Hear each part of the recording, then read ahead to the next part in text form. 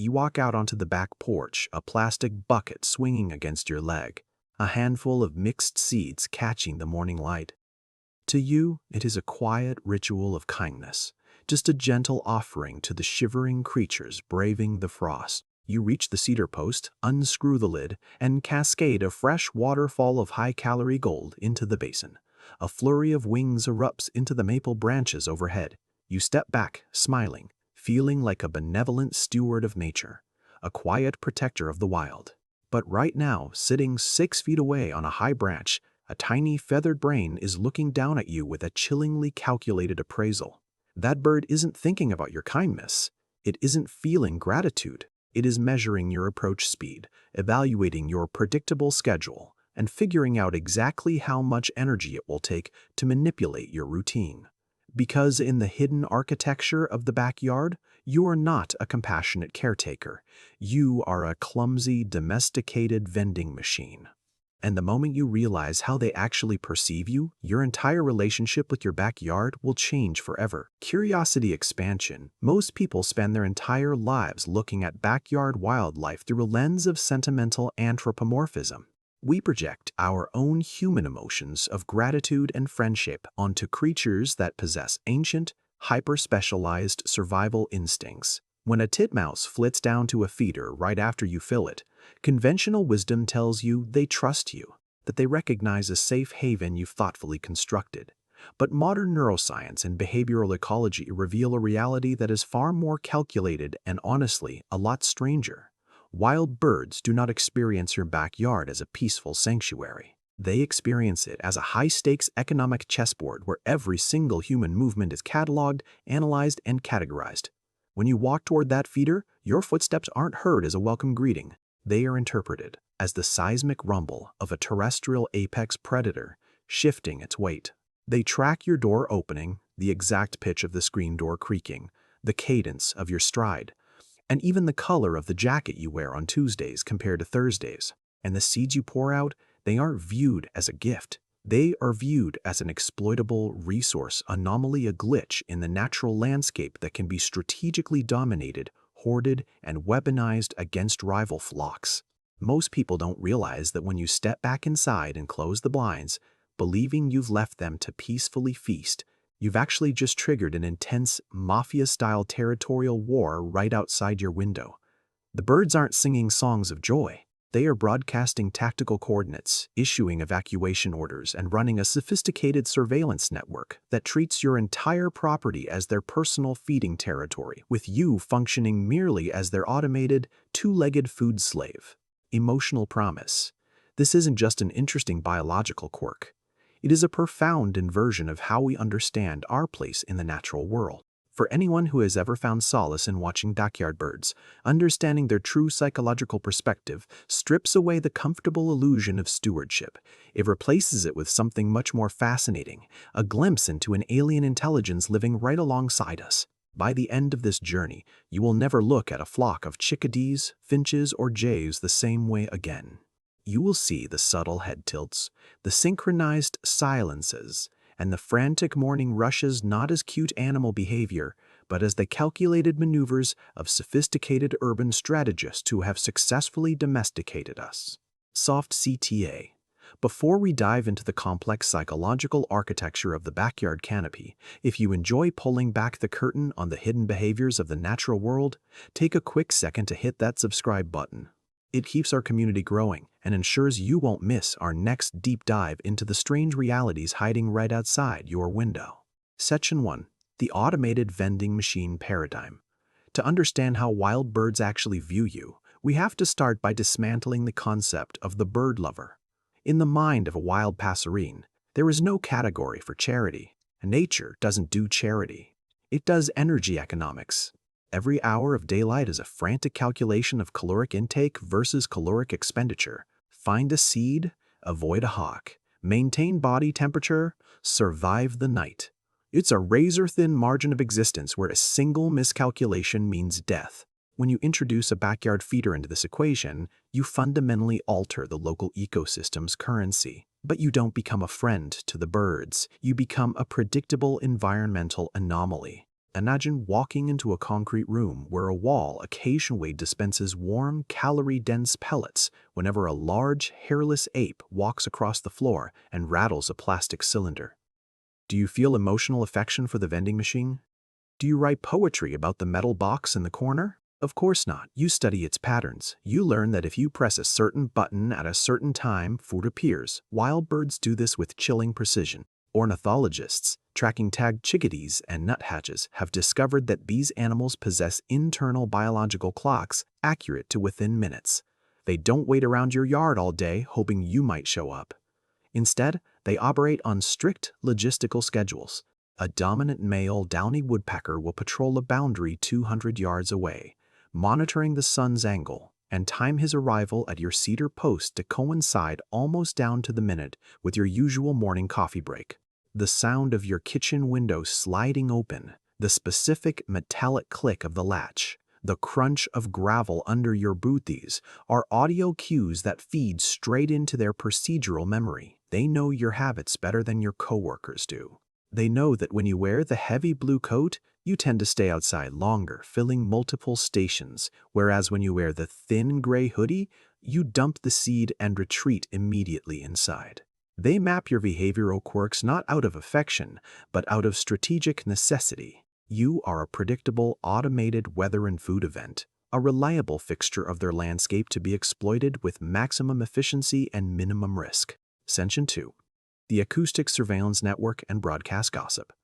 The moment you step off your back deck with that bucket of seed, you aren't just interacting with the bird closest to you, you're triggering an immediate forest-wide broadcast network.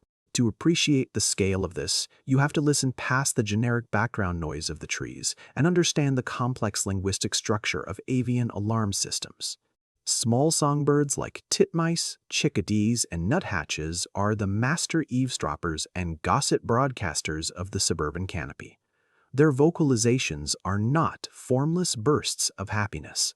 They encode precise, high-density packets of data about your identity, your mood, and your level of threat. When you emerge from your back door, the first bird to spot you, perhaps a sentinel cardinal perched high in an oak tree, doesn't simply chirp. It emits a sharp, high-frequency seat note or a staccato mobbing call that instantly ripples outward through the neighborhood. This acoustic network functions much like a neighborhood watch on high alert, but with an evolutionary sharpness we can barely comprehend. Studies on avian communication have shown that chickadee alarm calls actually incorporate information about the size, shape, and perceived danger level of a potential threat. The number of trailing D notes at the end of a warning call scales directly with how dangerous or unpredictable the intruder is. A slow-moving human carrying a large, opaque bucket registers differently on their radar than a fast-moving neighbor jogging past the property line. As you walk across the lawn, you are surrounded by an invisible blanket of real-time commentary. Tree sparrows relaying notes to house finches, blue jays amplifying the signal across property lines, mourning doves freezing mid-stride on power lines, their heads twitching in synchronized evaluation. They are debating your intent in real time. Is this the routine feeding run? Or is this the erratic human who occasionally trims the hedges and carries long, threatening wooden poles? Every micro movement you make, the swing of your arm, the angle of your torso, the speed of your approach is being cross-referenced against their collective historical database of your past behavior. You think you are walking across your yard in silence, but you are actually walking through a roaring stadium of analytical chatter where thousands of tiny eyes and ears are broadcasting your every move across the entire suburban ecosystem. Section 3. The mafia-style real estate cartels of the canopy. Once you pour the seed and retreat back indoors, pulling your curtains closed with the satisfying thought of having fed your hungry little friends, you assume peace descends upon the feeder. You picture a harmonious little gathering of colorful birds sharing a meal like characters in a Victorian picture book. The reality playing out on that plastic tray is closer to an organized crime syndicate turf war. Backyard bird feeding creates an artificial, highly concentrated economic hub archaeologists call a clumped resource. In the natural world, high-calorie food sources like seed pods and insects are scattered widely across vast landscapes requiring constant, exhausting foraging. A backyard feeder concentrates thousands of calories into a space the size of a dinner plate. This instantly transforms your peaceful patio into a violent economic battleground, governed by strict mafia-style hierarchies. Dominance hierarchies among backyard birds are absolute, unyielding, and enforced through brutal physical intimidation. When you watch a flock of goldfinches or house sparrows swarming a feeder, you are witnessing a tightly stratified caste system. At the top sit the alpha males and aggressive territorial specialists, larger species like scrub jays, grackles, or dominant cardinals, who view the feeder not as a shared community pantry, but as their personal sovereign real estate holding. These dominant birds don't just eat. They establish exclusive control over access points, driving off subordinates with aggressive wing flicks, open beak lunges, and sharp territorial shrieks. Subordinate birds younger, smaller, or migratory visitors passing through are forced into a desperate hit-and-run strategy. They dart in from blind spots, grab a single sunflower seed, and streak away into the dense brush to crack it open in safety, terrified of incurring the wrath of the feeder landlord. When you watch through your window, you might admire the vibrant colors and fast-paced activity, completely missing the underlying tension. Some birds are acting as lookouts, perched on high fence posts scanning for rivals. Others are running interference logistics, dive-bombing competitors to clear a path for their mate. Your backyard feeding station is not a soup kitchen. It is a high-stakes, heavily contested cartel zone where real estate is won and lost on a second-by-second basis. And you? You are the unwitting corporate sponsor funding the entire operation. Section 4, the Facial Recognition Conspiracy. If you think you are just another anonymous human face to the wildlife in your yard, you are severely underestimating their cognitive firepower. Wild birds possess visual acuity and memory systems that put human observational skills to shame, and their capacity for individual facial recognition is nothing short of terrifying. Decades of behavioral research, most famously conducted with American crows and mockingbirds, have shattered the assumption that animals see all humans as interchangeable bipedal blobs.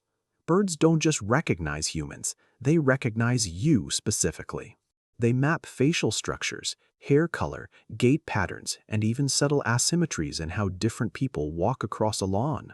In controlled experiments, researchers wearing specific rubber Halloween masks walked near wild bird populations. Even months later, birds that had never interacted with those specific researchers except to be briefly caught and banded would spot the mask from 50 yards away and instantly erupt into furious mobbing calls, dive-bombing the wearer while completely ignoring researchers wearing different masks. More remarkably, these birds pass that facial profile down to their offspring through generations of vocal scolding and alarm signaling. Young birds that were not even hatched when the initial event occurred learned to hate and fear that specific facial geometry simply by listening to the frantic warnings of their parents. This means that every single time you step outside, you are actively writing your reputation into the local avian ledger. If you move too quickly, make sudden threatening gestures, or knock over a branch while gardening, you are cataloged in their neural network not as a generic human, but as a specific entity carrying a specific risk profile. Conversely, if you move with predictable, calm deliberation, maintain a steady rhythm, and consistently provide resources, you earn a low-threat classification. They know the difference between the homeowner who fills the tray and the neighbor's teenager who throws rocks at fence posts. They know who drives the loud pickup truck that backfires in the driveway, and who walks quietly with a camera. You are an individual character in their complex social landscape, carrying a distinct historical footprint that lingers in their memories long after you've gone back inside to watch television. Section 5. The evolutionary addiction crisis. Beneath the charming facade of backyard birdwatching lies a darker, more complex biological paradox that evolutionary biologists call the supplemental feeding trap. When we look at our manicured lawns and full seed trays, we see abundance. But from an evolutionary standpoint, we are inadvertently running a massive, uncontrolled biological experiment on wild populations. High-calorie seed mixes offer a caloric density that simply does not exist in nature outside of rare, seasonal mast years. In a truly wild environment, finding such concentrated energy requires massive foraging ranges, high physical exertion, and constant adaptation. When you provide an endless, effortless supply of rich food right outside your back door, you short-circuit millions of years of evolutionary conditioning. This creates what researchers describe as an ecological addiction loop. Birds that become dependent on backyard feeders begin to alter their fundamental survival strategies. Why expend massive amounts of energy ranging across miles of forest and meadow searching for native weed seeds when a concrete patio offers an endless, reliable calorie gusher? Over time, this dependency shifts population densities, encourages unnatural flocking behaviors that accelerate the spread of avian diseases at crowded feeding stations, and disrupts the natural migration triggers of species that might otherwise move south before harsh winter freezes set in. They stay because the vending machine keeps running. They anchor their winter survival territories around your property line, placing their entire seasonal success into the hands of an unpredictable primate who might go on vacation, move house, or simply stop buying seed. When you look out at the cardinals and goldfinches jostling for position on your feeder, you are witnessing an evolutionary entanglement. They are tethered to your domestic routine, structurally reliant on your suburban grocery runs, and insulated from the raw, natural pressures that shaped their species, all while maintaining a cold, calculating psychological distance from you. They need your seed, but they do not need you. To them, you are simply the caretaker of the machine. Build up, and this is where the dynamic takes its most unsettling turn. Because as you stand there at your kitchen window, watching the frantic, beautiful chaos unfold against the backdrop of your morning routine, a strange realization begins to settle in. You think you are the observer.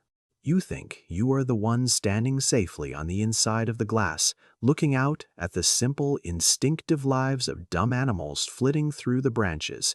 You believe you hold all the cards, the key to the shed, the bag of seed, the power to give or to withhold. But watch them for an hour straight without interruption.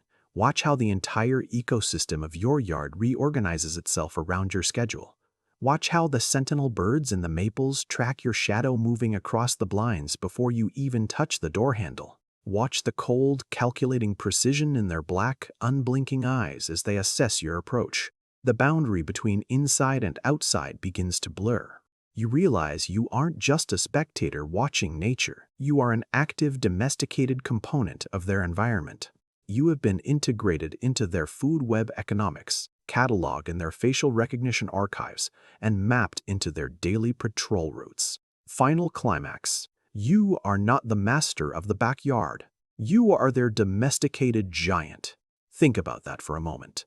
They have successfully trained a two-legged primate millions of times their size to work jobs, earn currency, drive to agricultural supply stores, buy heavy bags of premium seed, carry them home, and dump them into cedar boxes on a strict, predictable daily schedule, all without speaking a single word of our language. Who has domesticated whom? Who is really working for whom in this quiet suburban arrangement? The next time you walk out to fill that feeder, stop for a second, look up at the branches, and realize they aren't waiting for you to be kind. They are just waiting for their employee to restock the shelves. Full circle ending. So tomorrow morning, when the frost is still clinging to the grass and you pick up that plastic bucket to make your quiet pilgrimage to the cedar post, remember what is really happening beneath those rustling leaves. As the screen door clicks open and the first sharp warning note ripples through the canopy, you won't just hear the sounds of cheerful morning birds anymore. You'll hear the sophisticated chatter of an ancient, watchful intelligence evaluating your stride, timing your approach, and logging your approach in Dino and Chen of generational memory. You'll walk out across your lawn not as a benevolent god of the backyard, but as what you truly are to them, a reliable, predictable, wonderfully conditioned part of the wild ecosystem. Comment CTA. Drop a comment below and let me know after hearing this, will you ever look at your backyard bird feeder the exact same way again?